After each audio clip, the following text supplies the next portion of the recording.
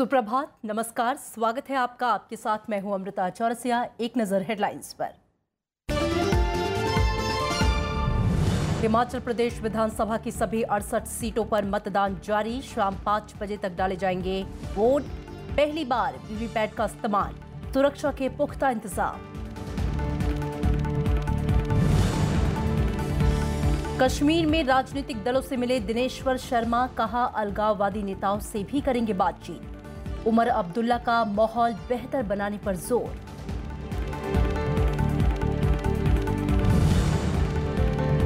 दिल्ली में प्रदूषण का स्तर बेहद खतरनाक, निर्माण कार्यों और ट्रकों की आवाजाही पर रोक। रविवार तक बंद रहेंगे स्कूल। ऑड इवन पर फैसला आज।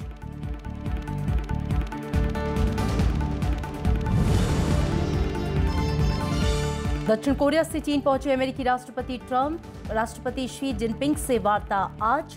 अमेरिकी और चीन की कंपनियों के बीच $9 अरब का करार।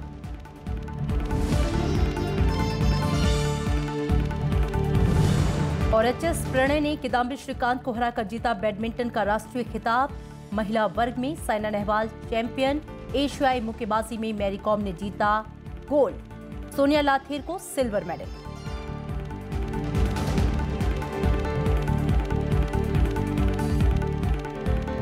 और सबसे पहले बात करेंगे विधानसभा चुनाव से जुड़ी खबरों की।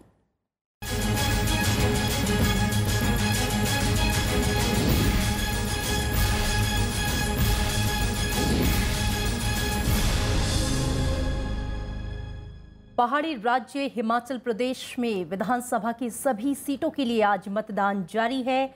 सुबह 8 बजे से ही मतदान केंद्रों पर लोग लंबी कतारों में अपनी बारी का इंतजार करते नजर आ रहे हैं।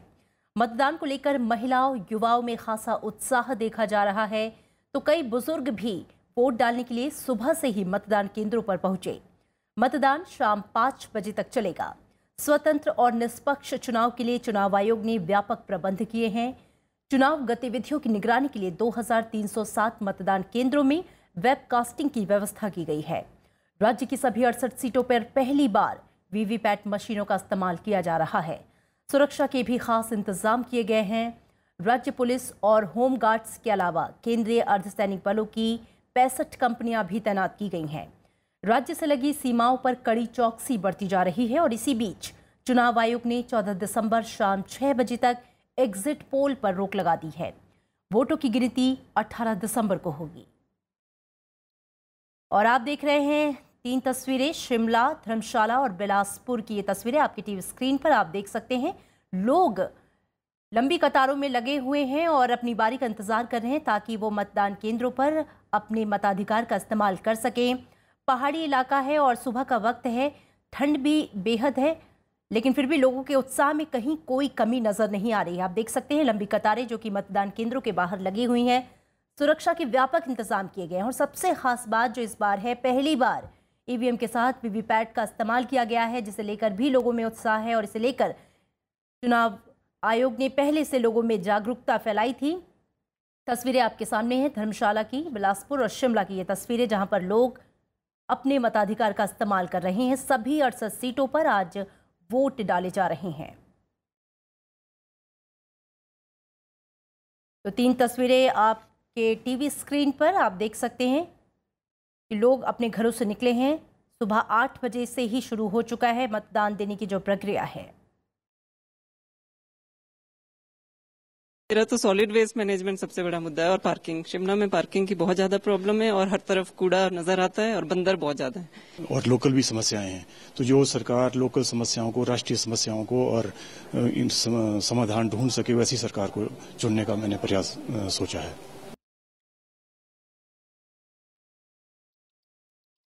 तो आपने सुना लोगों को, लोग अपने घरों से निकले हैं। लंबी कतारें आप अपनी टीवी स्क्रीन पर देख सकते हैं। निष्पक्ष और शांतिपूर्ण चुनाव के लिए चुनाव आयोग ने भी व्यापक तैयारियां की हुई हैं। अखिलेश सुमन हमारे संवाददाता जो कि वहां की पल पल की अपडेट हम तक पहुंचा रहे हैं, उनका रुख करेंगे। अखिलेश, 8 बजे से ही मतदान की जो प्रक्रिया है वो शुरू हो चुकी है। लोगों की लंबी कतारें हम देख सकते हैं। लोगों से आपकी बातचीत भी हुई होगी, कितना उत्साह है? और बुनियादी सुविधाओं की बहाली, रोजगार और साथ ही कानून व्यवस्था वहां के अहम मुद्दे हैं, लेकिन लोग किन मुद्दों को लेकर आज अपने जहन में लेकर निकले हैं वोट कास्टिंग के लिए? निश्चित तौर पे अमृता, यहाँ पहाड़ी इलाका होने के कारण यहाँ सारे लोग सुबह सुबह आए और चूंकि आज छुट्टी होती है तो लोग उस अवसर का भी उपयोग करना चाहते हैं। जल्दी से चुनाव देकर फिर अपने कहीं किसी संबंधी के यहाँ कहीं गांव निकल गए, तो ऐसी स्थिति आपको यहाँ शिमला में भी देखने को मिलेगी। और मैं यहाँ जहाँ खड़ा हूँ वो शिमला अर्बन का इलाका है। अर्बन एरिया में आप जानते हैं कि लोग सुबह सुबह आकर मतदान करके निकल जाते हैं, लेकिन हमारे सामने खड़े हैं अभी 2 आदमी जो अभी मतदान दिए हैं, जस्ट अभी मतदान दे के आप जी वोट दे के आ गए।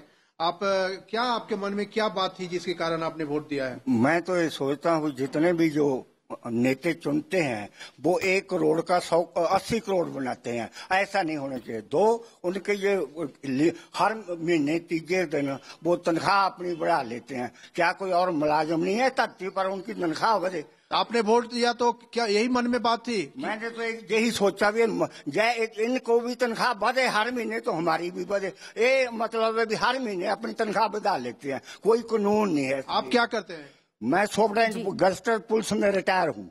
अच्छा, तो ये रिटायर हैं और रिटायरमेंट के बाद बोलते हैं कि अपनी तनख्वाहें तो ये बढ़ा लेते हैं कि रिटायर्ड लोगों की तनख्वाहें नहीं बढ़ती, उनका जो रिटायरमेंट का पेंशन है वो नहीं बढ़ता, तो ये मन में है उनके मन में और इसी आधार पे वोट दे रहे हैं। अच्छा, आप सर, आप भी हैं यहाँ, आपने भी वोट दिया है, आप किस बात पे वोट दिए? देखिए, यहाँ पे काफी लोकल इश्यूज हैं। यहाँ पर्टिकुलरली शिमला में आपने देखा होगा लास्ट 2 साल पहले यहाँ पे जॉन्डिस फैला था, जिससे भी काफी डेथ्स हो गई थी। तो यहाँ पे उसके बारे में निश्चित तौर पे जो है कुछ कदम तो उठाए गए हैं और पानी, यहाँ पे मेजर समस्या जो है पानी की है, सैनिटेशन की है, साफ सफाई की है। आजकल आप देख रहे हैं कि साफ सफाई ठीक ढंग से नहीं हो रही है, क्योंकि ये अर्बन कंस्टिट्यूएंसी है। अर्बन कंस्टिट्यूएंसीज में जो है ज्यादा लोगों के इश्यूज जो है सफाई और पानी से लेकर होते हैं। और जो ट्रैफिक जाम की समस्या है, यहाँ पे ट्रैफिक कंजेशन शिमला में बहुत है, तो ये इश्यू जो है जो लोगों के ध्यान में है। जहां तक वोटिंग की बात है, वोटिंग शिमला में वोटिंग मैंने जो पढ़ा है न्यूज़पेपर में, वो 55,000 से ज्यादा नहीं है। अच्छा। लोग ज्यादातर प्रेफर करते हैं अपनी वोट अपने गांव में बनानी, अपने गांव में बनाते हैं। पर यहाँ पे कभी भी शिमला में 48% से ऊपर पोलिंग नहीं हुई है। तो यहाँ पे बड़ा लो अफेयर होता है वोटिंग का, क्योंकि ज्यादातर प्रेफरेंस जो है गांव में होती है। जी। तो आप देख रहे हैं कि शिमला में ये बोल रहे हैं, लेकिन अभी बहुत सारे लोग फिर अंदर लाइन में गए और फिर लाइन में वोट डालने के लिए इंतजार कर रहे हैं। और सभी के अपने अपने मुद्दे हैं, खासकर स्थानीय मुद्दे जो हैं वो लोग उससे सर्वोपरि रखे हुए हैं और उसी को जहन में रखकर वोट कास्टिंग के लिए निकले हैं। शुक्रिया अखिलेश आपका इस तमाम जानकारी के लिए। राज्य के सभी 68 निर्वाचन क्षेत्रों में पारंपरिक प्रतिद्वंदी कांग्रेस और बीजेपी के बीच मुकाबला है। मुख्यमंत्री वीरभद्र सिंह, 10 मंत्री, 8 मुख्य संसदीय सचिव, विधानसभा के उपाध्यक्ष जगत सिंह नेगी की किस्मत दांव पर है, तो वहीं पूर्व मुख्यमंत्री प्रेम कुमार धूमल और 1 दर्जन से ज्यादा पूर्व मंत्री भी चुनावी मुकाबले में हैं। मुख्यमंत्री वीरभद्र सिंह के नेतृत्व में सत्तारूढ़ कांग्रेस और पूर्व मुख्यमंत्री धूमल की अगुवाई में बीजेपी चुनाव लड़ रही है। मुख्यमंत्री वीरभद्र सिंह और पूर्व मुख्यमंत्री धूमल दोनों अपनी सीट बदल चुके हैं। वीरभद्र सिंह अर्की से और धूमल सुजानपुर से किस्मत आजमा रहे हैं। बात अगर आंकड़ों की करें तो हिमाचल प्रदेश में कुल 50,25,941 मतदाता हैं। इनके लिए 7,525 मतदान केंद्र बनाए गए हैं। सभी 68 सीटों पर 337 उम्मीदवार चुनाव मैदान में हैं। इनमें 19 महिला उम्मीदवार हैं। बीजेपी और कांग्रेस हर सीट पर चुनाव मैदान में है। बीएसपी 42, सीपीएम 14 और सीपीआई 3 सीट पर चुनाव लड़ रही है। धर्मशाला विधानसभा सीट पर सबसे ज्यादा 12 उम्मीदवार हैं, तो वहीं झंडुता सीट पर से कम सिर्फ 2 उम्मीदवार हैं। वर्तमान में राज्य विधानसभा में कांग्रेस के 35 और बीजेपी के 28 विधायकों के साथ 4 निर्दलीय हैं, जबकि 1 सीट खाली है। करीब 2 हफ्ते तक चले सघन प्रचार अभियान में बीजेपी और कांग्रेस के स्टार प्रचारकों ने 450 से ज्यादा रैलियां की। प्रधानमंत्री नरेंद्र मोदी ने 7 और बीजेपी अध्यक्ष अमित शाह ने 6 रैलियों को संबोधित किया, तो कांग्रेस उपाध्यक्ष राहुल गांधी ने भी 3 चुनावी सभाएं की।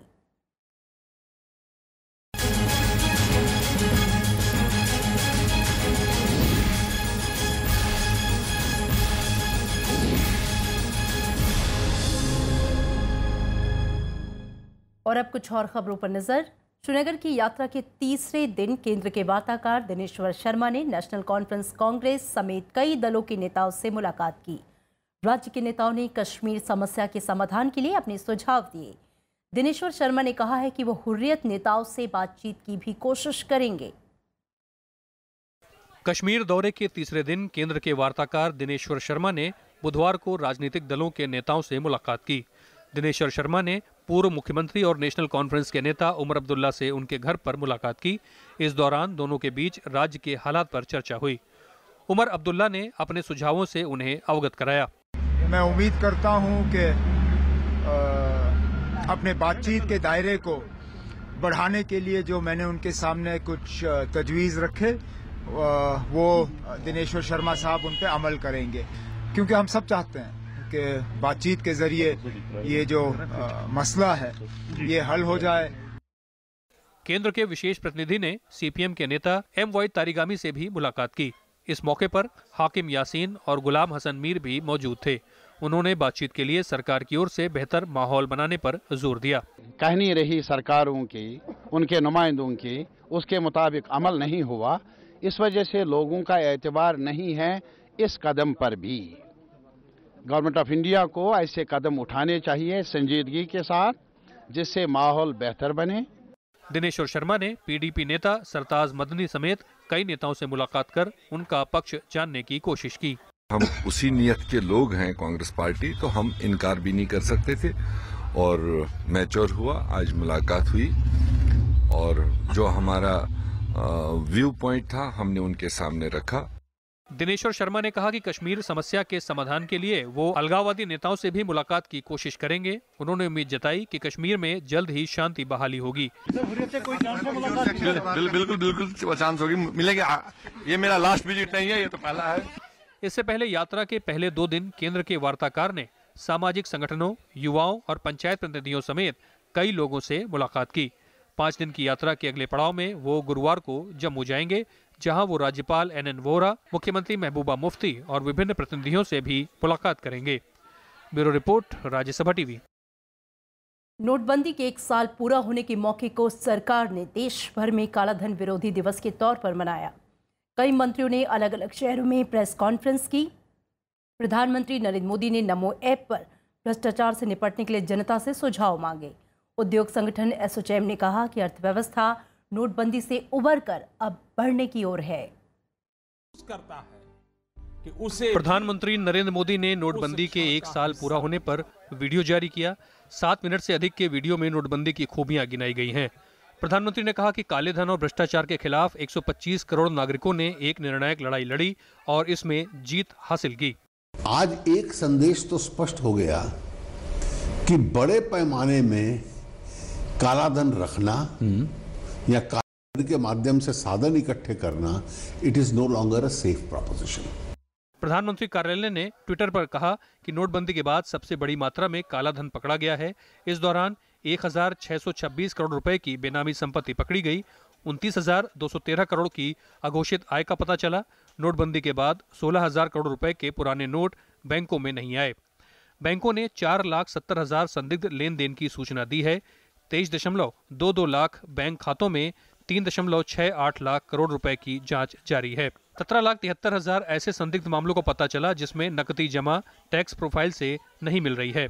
हमारी अर्थव्यवस्था में जो पिछले 6-7 दशक से जो गैर कानूनी और अवैध आमदनी की जो बहुत बढ़ोतरी हुई थी और एक ऐसा माहौल बन गया था कि जो किसी तरह से भी पैसा कमाओ मगर पैसा कमाओ, वो उसके ऊपर इसका ये बहुत बड़ा वार है। सरकार के मुताबिक आतंकवादी और नक्सलियों को मिलने वाली रकम में खासी कमी आई है और इससे आतंकी और नक्सली वारदातें घट गई हैं। पिछले 1 साल में 2,24,000 कंपनियों का नाम कंपनी रजिस्टर से हटाया गया। सरकार का कहना है कि नए करदाताओं की संख्या में 26% से अधिक का इजाफा हुआ है। ई रिटर्न में करीब 28% की बढ़ोतरी हुई है। रियल एस्टेट की कीमतों में खासी गिरावट आई है। ब्याज दरों में 1% की कमी दर्ज की गई। नोटबंदी के बाद बड़े नोटों के सर्कुलेशन में 50% की कमी आई है और डिजिटल लेन देन की संख्या 58% बढ़कर 138 करोड़ पर पहुंच गई। पिछले 1 साल में 13 लाख नई POS मशीनें लगाई गई हैं। इससे पहले POS मशीन की शुरुआत से ये आंकड़ा महज 15 लाख था। UPI की जो ट्रांजैक्शन है वो अप्रैल के माह में 3.8 मिलियन थी और अक्टूबर के माह में 77 मिलियन तक पहुंची हैं। भीम ऐप और एक और कंपनी के योगदान से। रियल एस्टेट क्षेत्र ये ब्लैक मनी को पार्किंग करने का टूल बना गया था। अब कोई कर नहीं पाता क्योंकि इतने बड़े पकड़ में सब लोग आगे हैं, तो उसी के कारण आज इस क्षेत्र में जो ये काम करते थे उनके मन में नाराजगी है। बीजेपी ने इस दिन को कालाधन विरोधी दिवस के रूप में मनाया। इस मौके पर कई शहरों में रैलियां निकाली गईं और लोगों को नोटबंदी से हुए फायदों की जानकारी दी गई। साथ ही काले धन और भ्रष्टाचार के खिलाफ प्रधानमंत्री की प्रतिबद्धता के समर्थन में हस्ताक्षर अभियान भी चलाया गया। पंचानन मिश्रा के साथ ब्यूरो रिपोर्ट, राज्यसभा टीवी। नोटबंदी के खिलाफ विपक्षी दलों ने कल काला दिवस मनाया। कई शहरों में विपक्ष ने विरोध प्रदर्शन किया। राहुल गांधी ने इसे त्रासदी बताया तो ममता बनर्जी ने लोगों से इसके खिलाफ आवाज उठाने की अपील की। वहीं नीतीश कुमार ने इस कड़े फैसले के लिए प्रधानमंत्री को शुक्रिया कहा। दिल्ली में नोटबंदी के खिलाफ काला दिवस मनाते विपक्षी दल। नोटबंदी का 1 साल पूरा होने पर कांग्रेस समर्थक सड़कों पर उतरे और सरकार की नाकामियां गिनाई। कांग्रेस उपाध्यक्ष राहुल गांधी ने नोटबंदी को त्रासदी बताया और आरोप लगाया कि इससे लाखों लोगों की आजीविका छिन गई। नोटबंदी की पहली बरसी पर लुटेरे लूट का उत्सव मना रहे हैं और आम देशवासी रोजगार और रोटी खोने का अफसोस। वाम दलों ने भी कई राज्यों में प्रदर्शन किया। सीपीएम ने कहा कि नोटबंदी का सबसे ज्यादा असर मजदूर और कमजोर वर्गों पर पड़ा। 20 लाख मजदूर बेरोजगार हुए हैं, सैकड़ों लोग मारे गए। सरकार क्या उनके बारे में कुछ सोच रही है? पूरा इकोनॉमी चौपट हुआ है, 2% इकोनॉमिक ग्रोथ रेट गिरा है और फिर भी ये जश्न मना रहे। पश्चिम बंगाल की मुख्यमंत्री ममता बनर्जी ने लोगों से नोटबंदी के खिलाफ आवाज उठाने की अपील की। वहीं डीएमके ने कहा कि इससे सिर्फ लोगों को मुश्किलों का सामना करना पड़ा। आरजेडी ने आरोप लगाया कि नोटबंदी काले धन को सफेद करने का जरिया बन गया। वहीं बीएसपी प्रमुख मायावती ने भी नोटबंदी की आलोचना की। परंतु इस सच्चाई से आज कौन इनकार कर सकता है कि देश के खासकर गरीब, मजदूर व अन्य मेहनतकश आम जनता ही इस फैसले से सबसे ज्यादा प्रभावित हुई है, शिकार हुई है। किसान तबाह हो गए।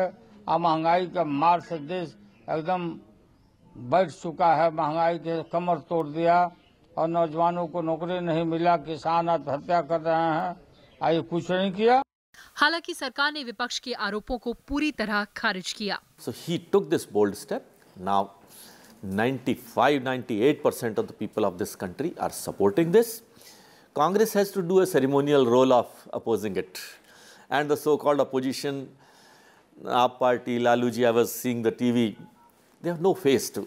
पिछले साल 8 नवंबर को प्रधानमंत्री ने नोटबंदी का ऐलान किया था। 500 और 1000 के पुराने नोटों को बंद कर दिया गया था। मोहम्मद फातेह टीपू के साथ कृति मिश्रा, राज्यसभा टीवी।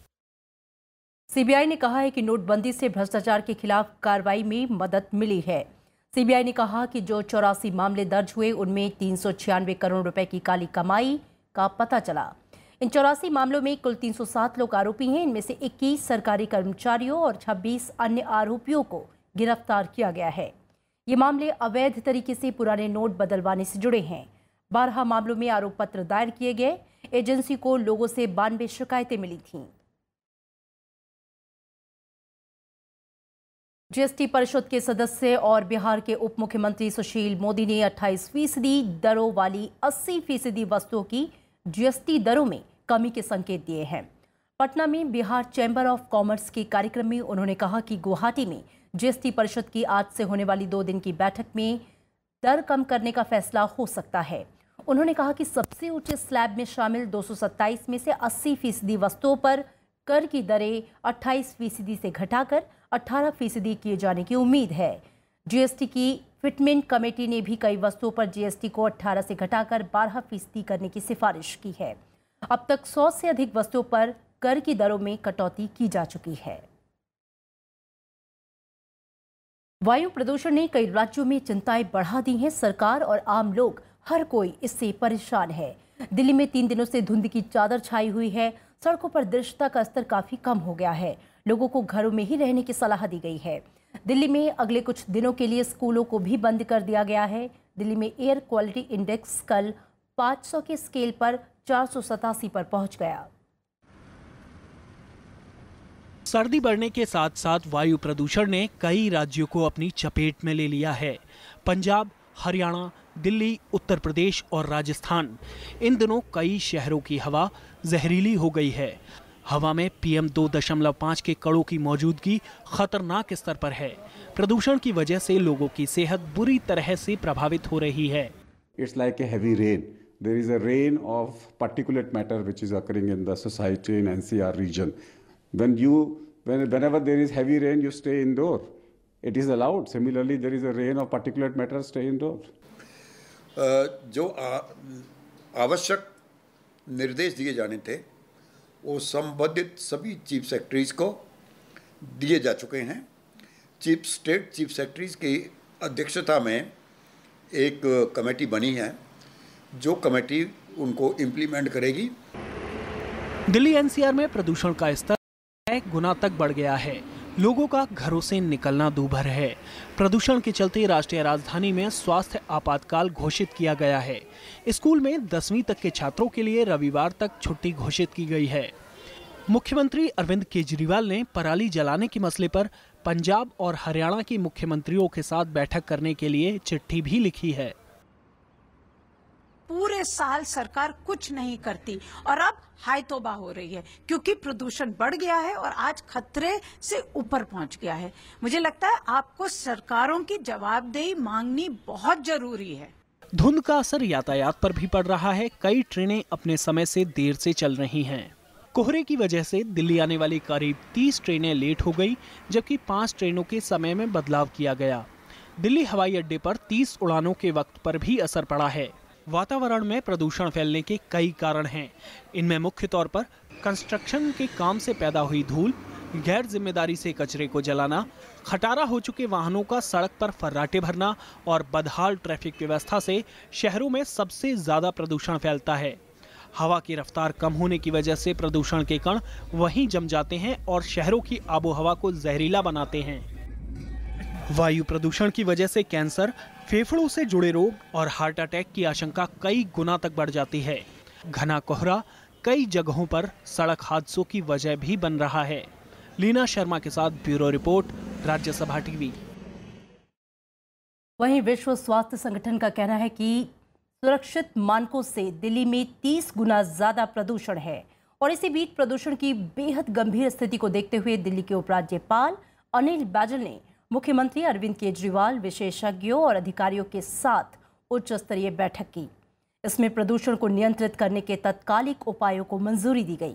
सिविल निर्माण कार्य तत्काल स्थगित करने का आदेश देने के साथ ही शहर में आवश्यक सामग्री लेकर आने वाले ट्रकों को छोड़कर बाकी सभी ट्रकों के प्रवेश पर रोक लगा दी गई है। EPCA ने घोषणा की है कि प्रदूषण स्तर अत्यधिक गंभीर हो गया है। पार्किंग शुल्क 4 गुना बढ़ाने के साथ ही मेट्रो और बसों के फेरा बढ़ाने पर भी फैसला किया गया। इतना ही नहीं, सड़कों पर कारों की संख्या नियंत्रित करने वाली सम विषम योजना लागू करने पर भी विचार किया गया। इस पर आज फैसला किया जाएगा। सुप्रीम कोर्ट ने ऊपरी अदालतों में जजों की नियुक्ति के तौर तरीकों यानी कि MOP पर अपने ही निर्णय को वापस लेने की व्यवस्था दी है। 2 जजों की पीठ ने 27 अक्टूबर को MOP को अंतिम रूप देने में हो रही देरी के न्यायिक पहलू की जांच पड़ताल करने की बात कही थी।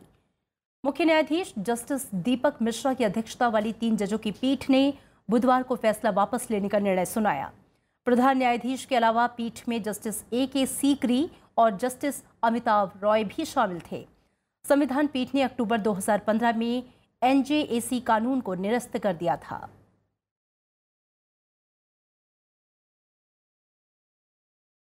गुरुग्राम के रयान इंटरनेशनल स्कूल के छात्र प्रद्युमन की हत्या के मामले की जांच कर रही CBI ने बताया है कि प्रद्युमन की हत्या स्कूल के ही एक छात्र ने की है। CBI के मुताबिक आरोपी छात्र ने स्कूल की परीक्षा और पेरेंट्स टीचर्स मीटिंग टालने के लिए प्रद्युमन की हत्या की। इस घटना में सबसे पहले स्कूल के बस कंडक्टर को आरोपी बनाया गया था।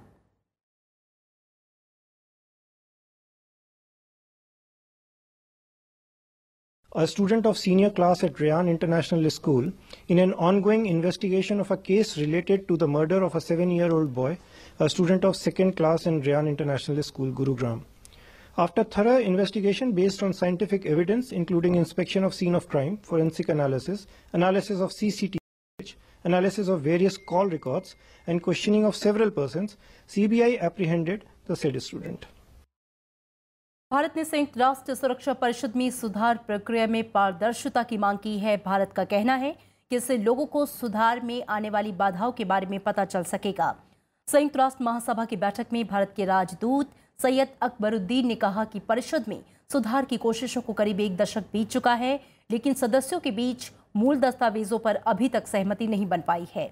इसके अलावा G4 समूह के सदस्य देशों ने सुधार प्रक्रिया में तेजी लाए जाने की मांग की। G4 समूह में भारत, ब्राजील, जर्मनी और जापान शामिल है। अमेरिका ने पाकिस्तान में रह रहे जैश ए मोहम्मद के सरगना मसूद अजहर को खलनायक बताया है और उसे वैश्विक आतंकवादी घोषित करने की मांग की है। अमेरिकी विदेश मंत्रालय की प्रवक्ता हीदर नॉर्ट ने कहा कि निश्चित रूप से हमारा ये मानना है कि मसूद एक बुरा इंसान है और उसका नाम वैश्विक आतंकी की सूची में हो। पिछले सप्ताह ही संयुक्त राष्ट्र सुरक्षा परिषद में चीन ने मसूद अजहर को वैश्विक आतंकी की सूची में शामिल करने की अमेरिका, फ्रांस और ब्रिटेन के प्रस्ताव को रोक दिया था। मसूद अजहर का संगठन जैश पहले से ही प्रतिबंधित आतंकी संगठनों की सूची में शामिल है।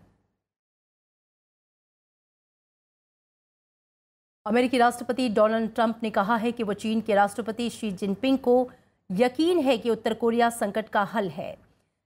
3 दिन की यात्रा पर चीन पहुंचे डोनाल्ड ट्रंप ने चीन के राष्ट्रपति शी जिनपिंग से मुलाकात के बाद ये बात कही।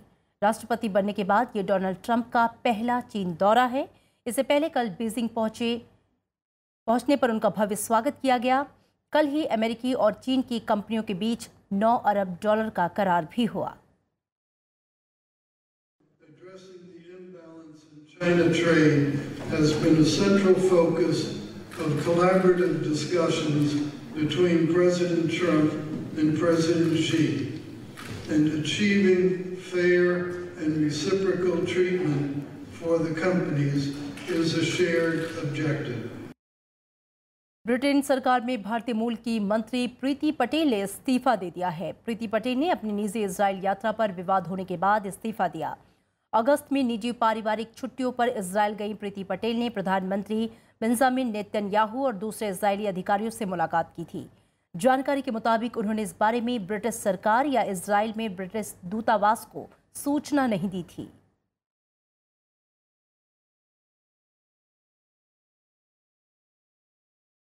और अब खेल की खबरें। भारतीय मुक्केबाज MC मैरी कॉम ने एशियाई मुक्केबाजी में 5वीं बार स्वर्ण पदक जीत लिया। उन्होंने उत्तर कोरिया के किम ह्यांग मी को 5-0 से हराया।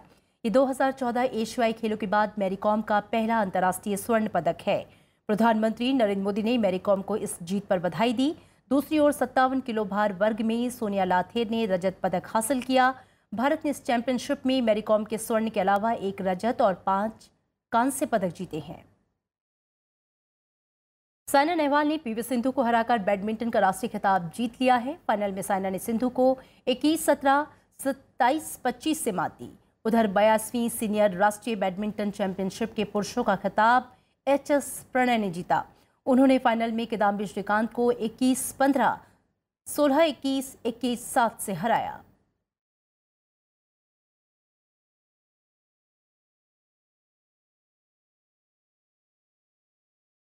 पूर्व राष्ट्रपति KR नारायणन की आज पुण्यतिथि है। KR नारायणन का जन्म केरल के त्रावणकोर में 27 अक्टूबर 1920 को हुआ था। राष्ट्रपति पद के शिखर तक पहुंचने का सफर आसान नहीं था। वो एक जाने माने शिक्षा शास्त्री थे, लेकिन पत्रकार, नौकरशाह और राजनेता के रूप में वो जहां भी रहे अपनी अलग छाप छोड़ी। 25 जुलाई 1997 को नारायणन देश के 10वें राष्ट्रपति बने और 25 जुलाई 2002 तक इस पद पर रहे। जब उनको राष्ट्रपति के तौर पर काम करने का मौका मिला तो सारे देश ने उन पर गर्व किया। और अब चलते चलते एक नजर हेडलाइंस पर। हिमाचल प्रदेश विधानसभा की सभी 68 सीटों पर मतदान जारी। शाम 5 बजे तक डाले जाएंगे वोट। पहली बार वीवीपैट का इस्तेमाल, सुरक्षा के पुख्ता इंतजाम। कश्मीर में राजनीतिक दलों से मिले दिनेश्वर शर्मा, कहा अलगाववादी नेताओं से भी करेंगे बातचीत।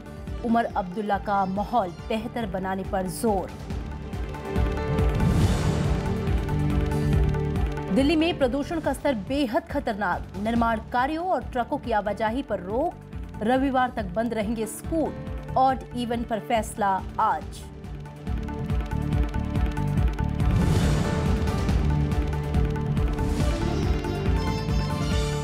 दक्षिण कोरिया से चीन पहुंचे अमेरिकी राष्ट्रपति ट्रंप, राष्ट्रपति शी जिनपिंग से वार्ता। अमेरिकी और चीन की कंपनियों के बीच $9 अरब का करार।